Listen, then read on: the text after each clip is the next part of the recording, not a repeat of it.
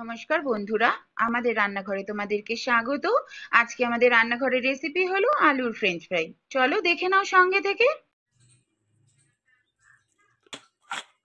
থেকে দেখে নাও এত সুন্দর ফ্রেঞ্চ ফ্রাই আমি কিভাবে বানালাম। যদি ভালো লাগে পুরো ভিডিওতে সঙ্গে থেকো।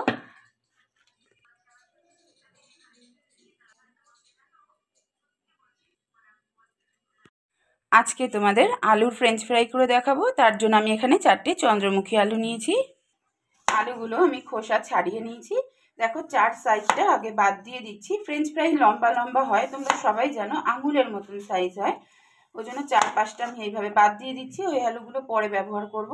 এবার লম্বায় রেখে চাকু দিয়ে এরকম দেখো সাইজ করে কেটে নিতে হবে। দেখাচ্ছি তোমাদেরকে কাটার পর। দেখো, ঠিক এরকম হবে। চওড়াটা ঠিক এরকম, আর লম্বাটা যেরকম আলুর সাইজ হবে ঠিক এরকম। এর থেকে রোগাও হবে না, এর থেকে মোটাও হবে না আলুটা, ঠিক আছে? ঠিক এইভাবেই হবে আলুগুলো।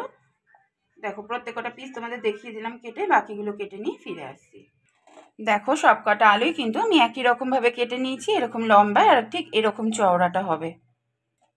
ফ্রেঞ্চ ফ্রাইয়ের আসল জিনিস হলো ঠান্ডা জল।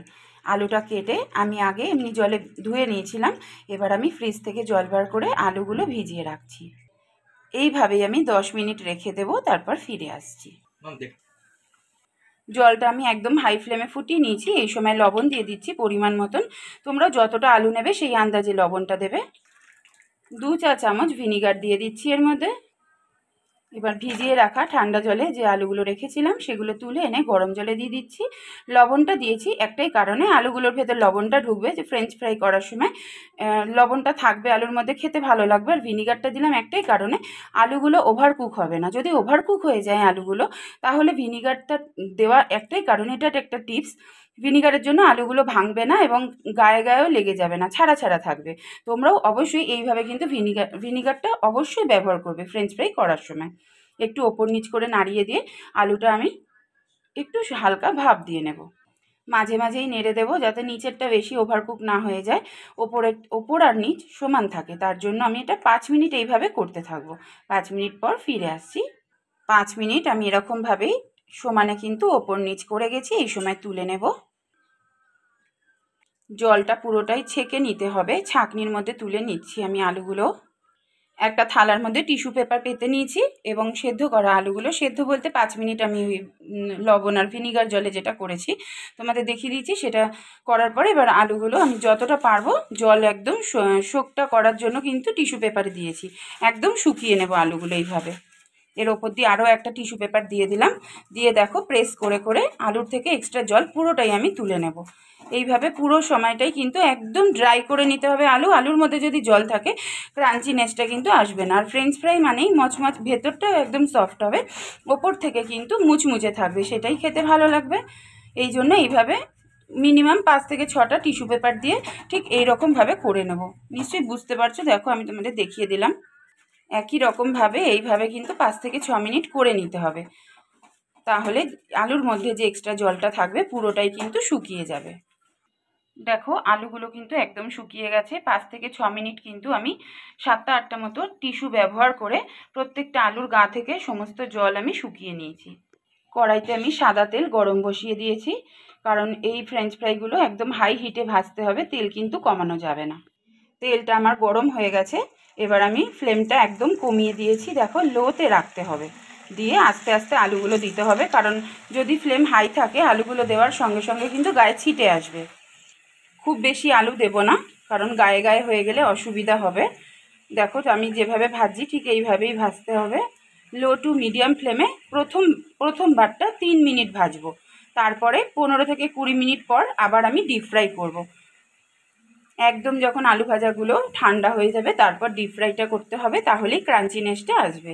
আর এই সময় যদি একদম বাড়িয়ে দিয়ে গ্যাসটা আমরা ভাজি, তাহলে কিন্তু বাইরে থেকে আলুটা লাল হতে থাকবে, ভেতরে কিন্তু কাঁচা থাকবে, যেহেতু একটু মোটা মোটা।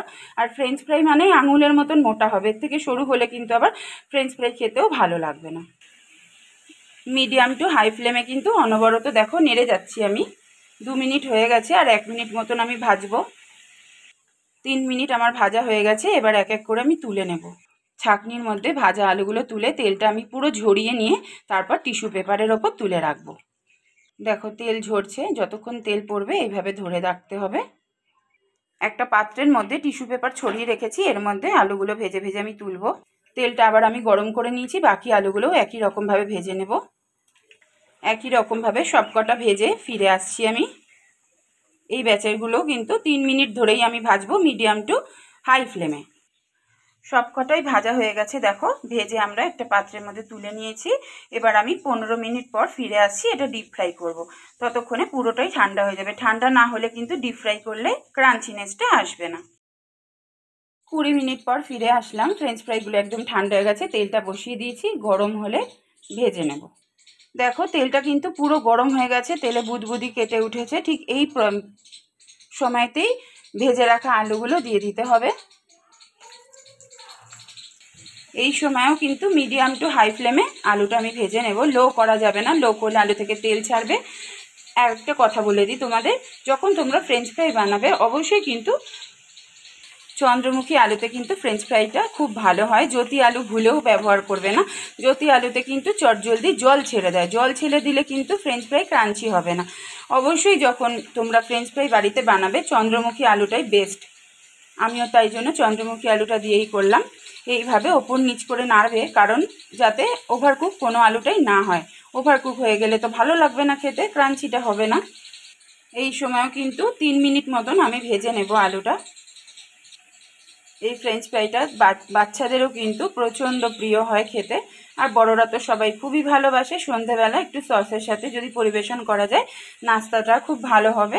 সামনেই তো শীতকাল, শীতকালে দেখো শীতকাল মানেই আমাদের কাছে ভাজা পোড়া খাওয়ার সময়। তো এই ফ্রেঞ্চ ফ্রাই পকোড়া জাতীয় জিনিস এই সময়টা খুবই ভালো লাগবে। দেখো আমার ব্রাউন করে ভাজা হয়ে গেছে, এর থেকে আর বেশি লাল করব না। এই সময় আমি তুলে নিচ্ছি। একইভাবে তুলে একটা ছাঁকনির মধ্যে তেলটা আমি পুরোটাই ছেড়ে নিচ্ছি, ভালো করে ঝেড়ে নেব। আবার দেখো তেলে বুদবুদি কেটে দিয়েছে। এই সময় সেকেন্ড ব্যাচেরগুলোও আমি আস্তে করে ছেড়ে দিলাম।